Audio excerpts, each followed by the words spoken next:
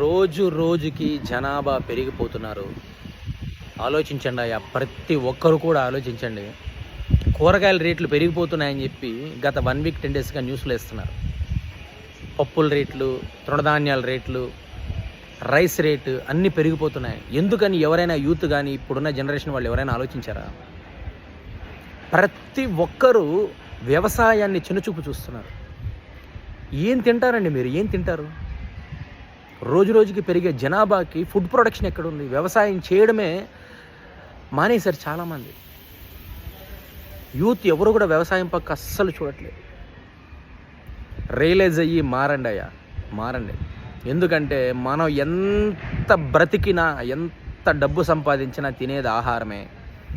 బ్రతికినంత కాలం ఆహారం కావాలి. ఆహారాన్ని పండించడం మన పూర్వీకులు మనకు యుగ యుగాలుగా నేర్పించారు.